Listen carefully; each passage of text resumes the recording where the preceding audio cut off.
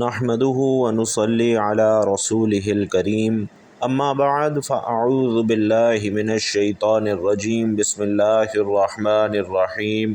آج جمعے کے دن دولت کا وظیفہ الحمدللہ رب العالمین، یہ پڑھتے ہی گھر میں اتنا پیسہ آئے گا، اتنی دولت آئے گی، اتنا رزق آئے گا کہ ہر رشتہ دار آپ کے آگے پیچھے گھومے گا۔ بھائیوں اور بہنوں، آج جمعے کے دن کا ایک ایسا دولت کا خاص وظیفہ آپ کے لیے لے کر آیا ہوں کہ یہ وظیفہ اتنا تیز ہے کہ منٹوں میں اثر کرتا ہے۔ جمعے کی فضیلت کے بارے میں تو ہر کوئی جانتا ہے کہ جمعے کے دن کی کتنی اہمیت ہے۔ جمعے کے دن کی فضیلت یہ ہے کہ یہ دن ہفتے کے سارے دنوں کا سردار ہے، اور ایک حدیث میں آتا ہے کہ سب سے بہتر دن جس پر آفتاب طلوع ہوتا ہے جمعے کا دن ہے۔ اس دن حضرت آدم علیہ السلام کی تخلیق ہوئی، اسی دن ان کو جنت میں داخل کیا گیا، اور اسی دن ان کو جنت سے نکالا گیا اور دنیا میں بھیجا گیا۔ اسی دن قیامت قائم ہوگی، اور جمعے کی فضیلت کے لیے ناظرین کرام یہی کافی ہے کہ سرکار مصطفیٰ صلی اللہ علیہ وسلم نے فرمایا کہ یہ تمام دنوں کا سردار ہے۔ جمعے کے روز مرنے والے سے قبر میں سوالات نہیں کیے جاتے۔ روز جمعہ میں ایک وقت ایسا ہے جس میں کی گئی دعا رد نہیں کی جاتی، اور جمعے کے دن ایک نیکی کا ثواب 70 گنا زیادہ ملتا ہے، جبکہ اور دنوں میں ایک نیکی کرنے پر صرف 10 نیکیاں ملتی ہیں۔ جمعے کے دن ہر گھنٹے میں 6 لاکھ مسلمان عذاب نار سے نجات پاتے ہیں جن پر جہنم واجب ہو چکی ہوتی ہے، اور جمعے کے دن ہر گھڑی بڑی قیمتی اور بڑی قبولیت والی ہے۔ اس لیے بھائیوں اور بہنوں، اس دن کی خاص قدر کیجیے، اور اسے اور دنوں کی طرح غفلت میں ہرگز مت گزاریے، بلکہ اس دن کا بھرپور فائدہ اٹھاتے ہوئے رحمت الہی سے مالا مال ہوتے رہیں، اور دوسروں کو بھی اس بارے میں بتائیں تاکہ وہ بھی جمعے کے دن سے فیضیاب ہو سکیں۔ اللہ تبارک و تعالی ہم سب کو جمعے کے دن کی قدر کرنے کی توفیق عطا فرمائے۔ اللہ پاک کے پیارے رسول مقبول سیدہ آمنہ رضی اللہ تعالی عنہا کے گلشن کے مہکتے پھول رسول خدا صلی اللہ علیہ وسلم ارشاد فرماتے ہیں کہ بلا شبہ تمہارے لیے ہر جمعے کے دن میں ایک حج اور ایک عمرہ موجود ہے، لہٰذا جمعے کی نماز کے لیے جلدی نکلنا حج ہے، اور جمعے کی نماز کے بعد عصر کی نماز کے لیے انتظار کرنا عمرہ ہے۔ حضرت سیدنا عبداللہ بن عباس رضی اللہ تعالی عنہ روایت کرتے ہیں کہ سرکار نامدار باذن پروردگار دو عالم کے مالک و مختار شہنشاہ ابرار صلی اللہ علیہ وسلم نے ارشاد فرمایا کہ جمعے کی نماز مساکین کا حج ہے، اور دوسری روایت میں ہے کہ جمعے کی نماز غریبوں کا حج ہے۔ نبی کریم صلی اللہ علیہ وسلم کا فرمان رحمت نشان ہے۔ جمعے کے دن میں ایک گھڑی ایسی ہے کہ اگر کوئی مسلمان اسے پا کر اس وقت اللہ پاک سے کچھ مانگے تو اللہ پاک اس کو ضرور دے گا، اور وہ گھڑی مختصر ہے۔ ناظرین، جس بندے کی کئی سالوں سے جیب خالی ہے، جو بندہ کئی سالوں سے غربت اور تنگ دستی کا شکار ہے، جس گھر میں کئی سالوں سے رزق اور دولت کی تنگ دستی ہے، جہاں رحمتوں برکتوں کی بہاریں آج تک نہیں آئیں، تو وہ دنیا جہان کے تمام کام چھوڑ کر آج جمعے کے دن دولت کا وظیفہ کسی صورت مت چھوڑے۔ یہ دولت کا ایک ایسا خاص وظیفہ ہے کہ پڑھنے والا رب کعبہ کو راضی کر لیتا ہے، اور جس بندے سے رب راضی ہو جائے اس بندے کی ہر پریشانی، ہر مشکل، ہر تنگ دستی ٹل جاتی ہے۔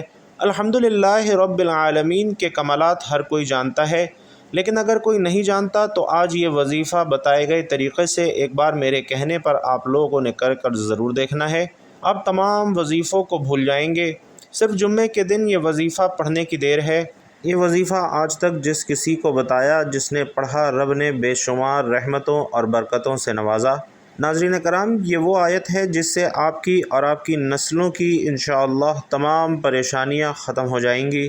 ایک صاحب حضرت علی مولا علی شیر خدا مشکل کشا کی بارگاہ میں حاضر ہوئے اور فرمایا کہ میں تنگ دست ہوں، گھر کے حالات خراب ہیں۔ مولا علی نے فرمایا جاؤ استغفار کا ذکر کرو۔ ایک دوسرا شخص آیا اور کہا یا علی میں بے اولاد ہوں، پریشان ہوں، نرینہ اولاد کے لیے دعا فرمائیے، تو مولا علی نے فرمایا جاؤ استغفار کا ذکر کرو۔ ایک تیسرا شخص آیا اور اس نے کہا مولا علی میرے گھر میں پریشانیاں ہیں، اور اپنا مسئلہ بیان فرمایا۔ حضرت علی نے اس سے بھی فرمایا کہ جاؤ اور استغفار کرو۔ وہ تینوں شخص جب چلے گئے تو پاس بیٹھے ایک بندے نے حضرت علی سے پوچھا کہ یا علی آپ کے پاس 3 بندے آئے، تینوں نے اپنے مختلف مسائل بیان کیے، اور آپ نے تینوں کو ہی استغفار کا ذکر کیوں کہا؟ تو حضرت علی نے فرمایا کہ آج ہماری تباہی اور بربادی کی سب سے بڑی وجہ ہمارے گناہ ہیں۔ اگر کسی کا رزق تنگ ہوتا ہے تو وہ توبہ کرے، اگر کسی سے پریشانیاں جان نہیں چھوڑ رہیں تو وہ توبہ کرے، اور اگر کسی پر آزمائش آتی ہے تو وہ توبہ کرے، اگر کسی کے گھر فاقے ہیں، غربت ہے تو وہ توبہ کرے۔ توبہ کا ذکر، استغفار رب کو راضی کر لیتا ہے، رب کو منا لیتا ہے، اور جس بندے سے رب راضی ہو جاتا ہے تو پھر اسے مانگنا نہیں پڑتا بلکہ اسے غیبی خزانوں سے عطا کیا جاتا ہے۔ حضرت علی فرماتے ہیں کہ جب کبھی تم پر مشکل وقت آ جائے تو استغفار کرو، اور بعض اوقات واقعی انسان سے جانے انجانے میں کوئی ایسا گناہ، کوئی ایسی بات، کوئی ایسا عمل سرزد ہو جاتا ہے کہ وہ بندہ رب کی پکڑ میں آ جاتا ہے، اور جب بندہ رب کی پکڑ میں آ جائے تو پھر دنیا کے کوئی جادو، جنات، کوئی بھی وظیفے، اعمال اس کے لیے فائدہ مند نہیں رہتا جب تک کہ اس کے گناہوں کی سچی توبہ نہ ہو جائے۔ تو اس لیے خدارا آپ نے سب سے پہلے اپنے گناہوں کی سچی توبہ کرنی ہے۔ یہ کامیابی کا راز آپ کو بتا رہا ہوں جو حضرت علی نے بتایا۔ میں لوگوں کے وظائف سنتا ہوں، لوگ بڑے بڑے وظیفے بتاتے ہیں، بڑے بڑے درس دیتے ہیں، لیکن خدارا ہم میں سے، آپ میں سے بہت سے لوگ ان باتوں کو پہلے سے جانتے ہیں۔ مقصد کیا ہے کہ کوئی ایسا عمل بتا دیا جائے جو ہمیں واقعی کامیاب کر دے۔ تو بھائیوں اور بہنوں، استغفار ایک ایسا ہی عمل ہے جو ہمیں گناہوں سے چھٹکارا دلوا سکتا ہے۔ ہمارے گناہ ہی ہیں جن کی وجہ سے ہماری تباہی اور بربادی بڑھتی ہی چلی جا رہی ہے، ختم ہونے کا نام ہی نہیں لے رہی۔ آپ اس تباہی اور بربادی سے بچنا چاہتے ہیں تو استغفار کی کثرت کریں، اور آج کا خاص وظیفہ لازمی کر لیں۔ دوستو، آپ لوگ بے روزگار ہیں، بے اولاد ہیں، قرض دار ہیں، آپ کا کاروبار نہیں چل رہا، آپ کے گھروں میں مسائل ہیں، آپ کی جتنے بھی پریشانیاں ہیں، جتنے بھی مسائل ہیں، رکاوٹیں ہیں، بندشیں ہیں، انشاءاللہ سب ختم ہو جائیں گے اگر آپ الحمدللہ رب العالمین کا یہ وظیفہ آج کر لیتے ہیں، کیونکہ یہ ایک ایسی آیت ہے جو اللہ تعالیٰ کی پاکی کو بیان کرتی ہے اور اللہ تعالیٰ کا شکر ادا کرنے کی توفیق عطا کرتی ہے۔ جب ہم اللہ تعالیٰ کا شکر ادا کریں گے تو وہ ہمیں غیب سے اتنا خزانہ عطا فرمائے گا کہ آپ خود حیران رہ جائیں گے۔ آپ کو سمجھ بھی نہیں آئے گی کہ یہ دولت اور رزق آپ کے پاس کہاں سے رہا ہے۔ تو ناظرین کرام، وقت کی نزاکت کو مد نظر رکھتے ہوئے آج کے وظیفے کی جانب چلتے ہیں، لیکن جمعے کے دن کی مناسبت سے تمام عاشقان رسول صلی اللہ علیہ وسلم، اپنے بہن بھائیوں سے گزارش کرنا چاہوں گا کہ ایک پیارا اور مختصر سا درود صلی اللہ علیہ وآلہ وسلم ہدیۃً تحفۃً نبی پاک کے لیے کمنٹ باکس میں ضرور لکھ دیجئے، تاکہ خیر و برکت ہو، دوسروں کو ترغیب ہو اور مجھے اور آپ کو بھی اس کا ثواب ملتا رہے۔ تو بھائیوں اور بہنوں، جمعے کے دن آپ یہ وظیفہ کسی بھی وقت کر سکتے ہیں، پورا دن، پوری رات آپ کے پاس موجود ہے۔ جمعے کے دن آپ چاہیں تو نماز فجر کے بعد یہ وظیفہ پڑھ لیں، ظہر کے بعد، عصر، مغرب، عشاء کے بعد پڑھ لیں، پورا دن، پوری رات موجود ہے۔ تو سب سے پہلے باوضو ہو کر آپ نے مصلی پر بیٹھ جانا ہے، اور سب سے پہلے ایک بار تعوذ اور ایک بار تسمیہ پڑھ لینا ہے، یعنی اعوذ باللہ من الشیطان الرجیم بسم اللہ الرحمن الرحیم پڑھ کر وظیفے کا آغاز کرنا ہے۔ نبی کریم صلی اللہ علیہ وسلم کی ذات اقدس پر 3 مرتبہ، 7 مرتبہ یا 11 مرتبہ درود پاک پڑھنا ہے، اور درود پاک آپ کوئی سا بھی پڑھ سکتے ہیں۔ آپ چاہیں تو آسان اور مختصر سا درود صلی اللہ علیہ وآلہ وسلم پڑھ لیں، یا صلی اللہ علی محمد پڑھ لیں، یا پھر نماز والا درود یعنی درود ابراہیمی پڑھ لیں۔ بھائیوں اور بہنوں، درود ابراہیمی کی فضیلت چونکہ تمام درودوں میں سب سے زیادہ ہے، اور روایات میں بھی یہی آتا ہے کہ پیارے آقا صلی اللہ علیہ وسلم بھی تمام درودوں میں درود ابراہیمی کو ہی سب سے زیادہ پسند فرماتے تھے، لہٰذا آپ بہن بھائیوں نے کوشش کرنی ہے کہ درود ابراہیمی ہی پڑھیں۔ 3 مرتبہ پڑھنا ہے یا 7 یا 11 مرتبہ پڑھنا ہے۔ آئیے خیر و برکت اور ثواب کی نیت سے ایک مرتبہ مل کر بھی درود ابراہیمی کا ورد کر لیتے ہیں۔ اللہم صلی علی محمد وعلی آل محمد کما صلیت علی ابراہیم وعلی آل ابراہیم انک حمید مجید۔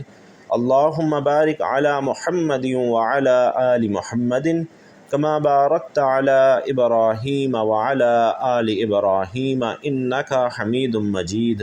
تو ناظرین محترم، آپ نے درود پاک پڑھتے ساتھ ہی سب سے پہلے عاجزی کے ساتھ اپنے مقصد کی نیت کرنی ہے، چونکہ ہر انسان کا مقصد الگ ہے، ہر انسان کی خواہش دوسرے انسان سے الگ ہے۔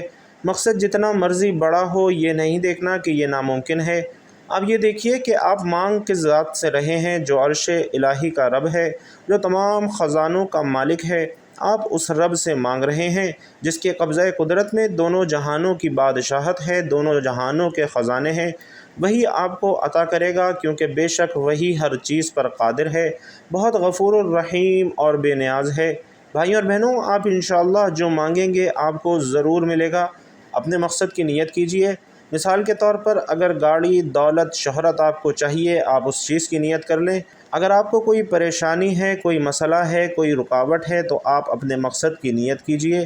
مقصد کی نیت کرنے کے بعد وہیں بیٹھ کر اپنی آنکھوں کو بند کیجئے اور پوری توجہ اور دھیان سے وظیفہ پڑھنا شروع کر دیجئے۔ یہ پہلے نمبر پر وظیفہ ہے، یہی کامیابی کا راز ہے۔